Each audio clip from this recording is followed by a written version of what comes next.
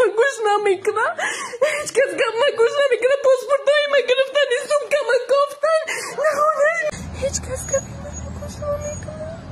هیچ کسی. خسته شدم از اینکه من بسیار طاقت کردم، بسیار صبر کردم. من در زیر پرچم شما صاحب دیپلم شدم، صاحب تحصیلات عالی شدم. من اینجا کمان شدم چند سال از 20. جناب عالی، نام من تمکین، من شهروند جمهوری اسلامی افغانستان. حاضر من در شهر دوشنبه هستم. راستش من به شما شکایت داشتم. جناب عالی، من میدانم که شما پدری ملت هستین، میدانم که ما همه تاجیک هستیم و در زیر بیرق آسایشته تاجیکان زندگی میکنیم در خاک تاجیکان. من به حد از شما منتدار هستم برای همه چی. من به شما عرض داشتم، لطفا التماس میکنم از گپای من را گوش کنید. از من یکم کس نرنجد، من یکم کس تحقیر کردنی نیستم، فقط امروز ناچار شدم. اگر ناچار نمی شدم در اینترنت برآمده به یکم کس نمی گفتم یکم چیز.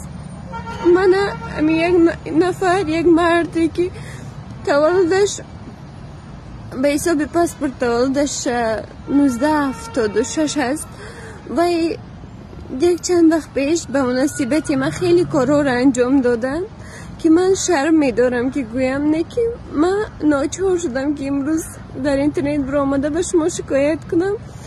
من خیلی خسته شدم از اینکه وای مرا تهدید میکنن، وای مرا در نزد همه دوستانم، در نزد همگی مرا پست کرد. همه چیزی که اودیویی که داشت و اودیویی که نظر به قانون نباید این کارو میکرد، لیکن و اودیوهایی که داشت در پیشش، همون صداهایی که نسبت باید من تحقیر میشدم، هوایی را به همگی روان کرد. هیچ کسی گپی من را گوش نمیکند. من در نزد ملیسه های غوری شهر دوشنبه بودم و یا پسخند کردن مرا با گپ های همین مرد برای من هیچ چیز نماند از اینکه من دختر هستم. حاضر صدای مرا هیچ کس گوش نمیکند و این ورقهایی که در دست دارد و پیش مرا تحقیر میکرد، ورقی که با بسیار فشار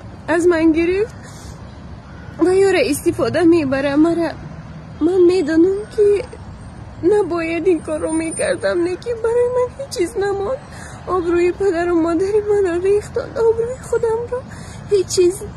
مرا گفتن که بیا قتیما توی کن در نزد میلیسا گفتن این گپا. همین 1-2 روز پیش من قبول نکردم. بعد این که من از نزد میلیسا برآمدم، من خانه رفتم، من گفتم من قبول نمیکنم چون پدرم را زیر فشار گرفته بود. پدرم راضی شده بود، لیکن من راضی نشدم. التماس میکنم جناب عالی، من در زیر پرچم شما صاحب دیپلم شدم، صاحب تحصیلات عالی شدم. من اینجا کمان شدم چند سال از 20 سال از قریبا اینجا زندگی میکنم. هیچ کس کپی من گوش نمیکنه، هیچ کسی. خسته شدم از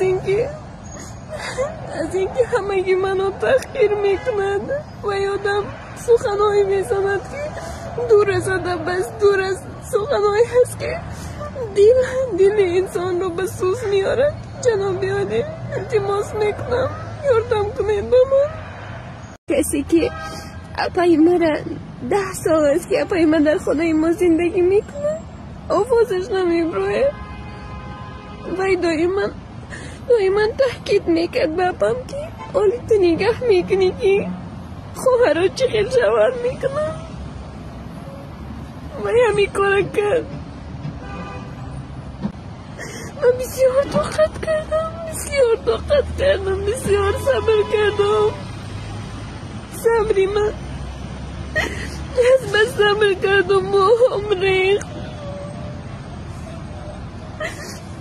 وضعیتی روی بیزید شد، هیچ کس گوشم نمیکنه. من خودم برو اومدم دلم میسوزد با اون قدر تربیت خوب. دلم میسوزد به دوستایی که بیا هیچ وقتایی به این خیلی انتظار نبودن. به استعداد هم دلم میسوزد. دلم به مادری پیرم میسوزد که هنوز از من هیچ چیز ندیده. از این قدر عذاب میکشم. من خیلی از خودم ناراضی هستم که من در دنیا خیلی